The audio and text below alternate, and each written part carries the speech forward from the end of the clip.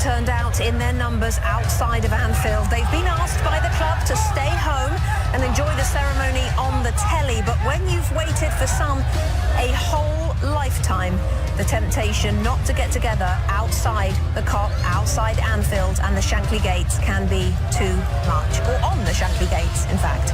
The Liverpool's lead extended at the top, as we know, but then we look at third, fourth and fifth. Manchester United, 63 points. Chelsea, 63 points. Leicester, 62 points. It means Manchester United and Chelsea need a point on the final day.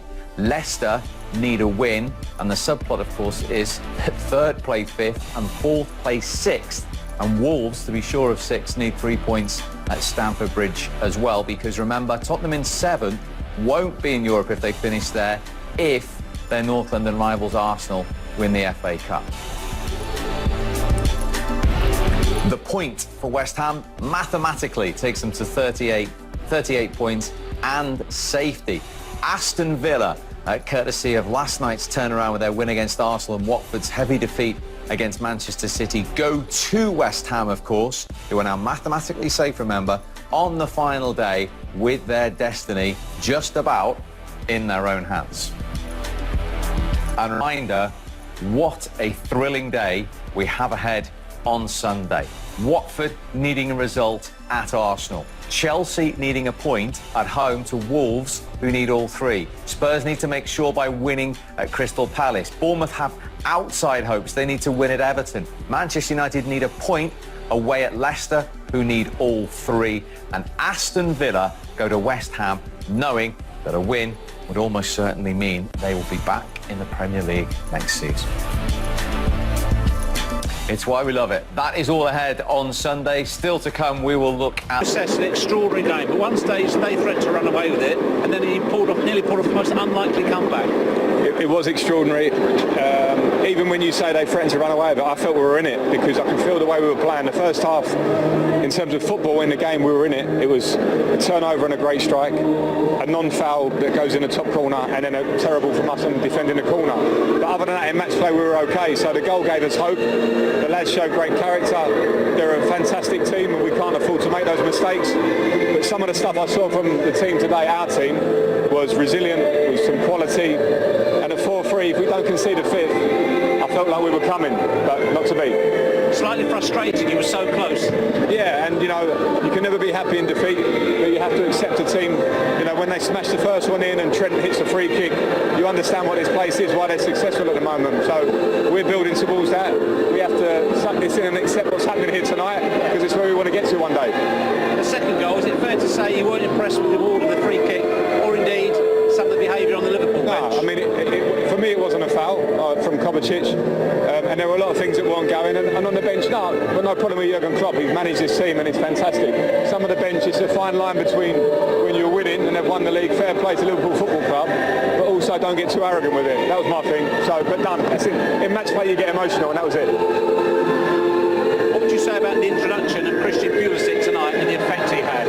Fantastic, and you know, Christian would have stayed in the team, but he had a small injury in his thigh that kept him out of Manchester United. Today I felt it was a risk to play 90 minutes with him. We've got 2 huge games coming up, but when he came up he looked great, so I'm really pleased with that in terms of his individual performance. We've seen that since restart, when he's been fit and firing, he looks some player. So as I say, disappointing I haven't been able to start him in the last 2 games, but we've got him coming up. 2 big games coming up. Wolves, of course, at the Bridge for that point for the Champions League, then the FA Cup final against Arsenal. He's fired up there, your former teammate. He was fired up, and like we said at half-time with his action, I quite like it. You know, if you're a boxer and you want to fight the champion, you start having little pot shots and you try and throw little things out, and I think that's what he's done at Liverpool there. He's looked at his young team, he's thought, we want to be there in a year, in 2-3 years' time. You know, let them know we want to compete at a playing field. So I think Frank's fired up, but I think he saw enough from his team today in a difficult time where he knows that being a Premier League champion, a few little tweaks here, a few little signings here, it's in the realms of possibility now. I think 12 months ago it wasn't. I think so he's done a fantastic job, regardless of what happens over the next 2 weeks, Frank. Now, they need a point to be sure of the Champions League. You said to me a million times over the years, that's a horrible mentality to be as a player. Why? It's better than needing 3 points, I guess, but I've been in the situation a couple of times where going into a game you just need a draw. You just don't know whether to stick or twist or attack or let's sit back, or it's much easier to go into games just doing what you always do, trying to win the game, trying to score goals, trying to stop them. But it gives you a slight little, thought in the back of your mind, oh, should we be attacking here? Should we just be playing defensive and playing for the point? So it's not an easy way to go. Of course, he'll be hoping that results elsewhere go for him as well, but it's a nice position for him to be in. If you'd said for him at the start of the season, you only need a point in your last game at home to Wolves, then he would have snapped your hand off, and it could be a very good season for him. And I thought, today, the way that they're playing, the way they come out and they express themselves is a great sign for the future. I mean, lots of teams can come to Anfield and shut up shop and make it difficult.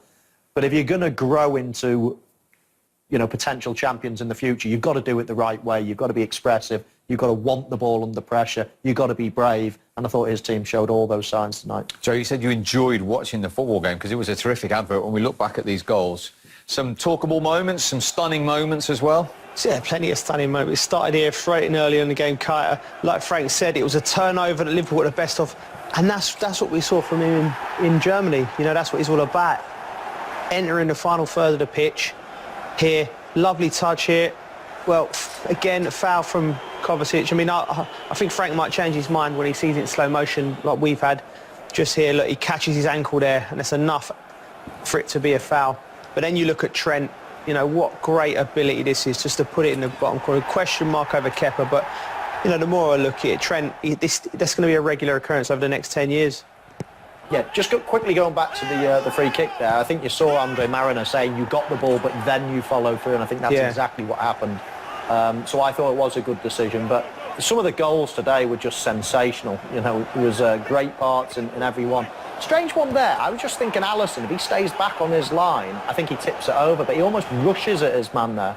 And all of a sudden it's a reaction and just pops it up in the air. You loved this one, didn't you? What about that for a cross?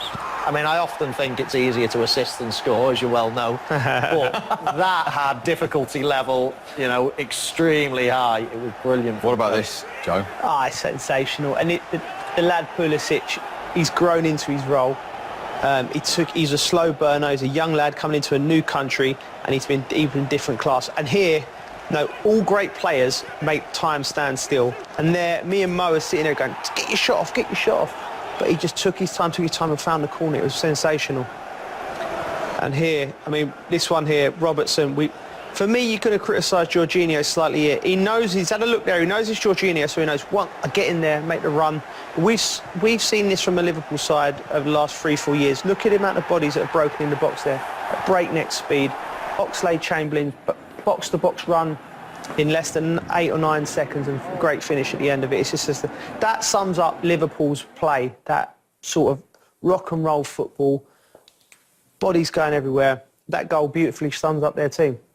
Yeah, and at the end of the game, and even Frank Lampard alluded to it, the bench, the team, it's like they haven't got anything to play for. They can't go any higher at the moment. Yet they're celebrating like this was the game that clinched the title. It's amazing the will to win that they've got, a squad, the camaraderie, and it seems to rile Frank Lampard a little bit. Yeah, but and the standards that the manager demands. He's obviously said to them, we don't want to be lifting that trophy after all this time, having lost the game and lost our record at Anfield. Yeah, exactly. And one thing I've learned from training, you can't turn things on and turn things off in football.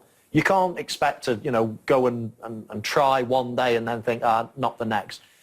What they're doing is creating and demanding good habits every day in training. Training is breakneck speed every single day, no matter whether they've won the league or not. It's closing. You lose the ball, you close down, you win it back. It's exactly how it is on the pitch. So, it's impossible almost to take the handbrake, put the handbrake on for them, because it's just become second nature now. What happens? And as soon as you lose the ball, it's boom, into different mode. It's win the ball, hunt impacts, get the ball back. And that's what they train every day, playing that way. So it's almost questioning them as people and their integrity and everything else to think it would be otherwise, because that's how they play. Can you empathise as a champion of the Premier League? Yeah, and I felt as well when we won the second title, we actually took our foot off the pedal in the last two games. I think we won one and drew one. And I felt it actually hung over. You might think everyone goes away for some holiday, new players come in, players leave, but there was something about us at the start of that next season where we wasn't quite on it. So to finish a season off with that performance, that bodes well for Liverpool next season, that they're back on it now. They scored 5 goals against Chelsea. That takes some doing. So, I mean, Michael's right. You can't turn it on or off like a tap. The ribbons are on. The stage is set.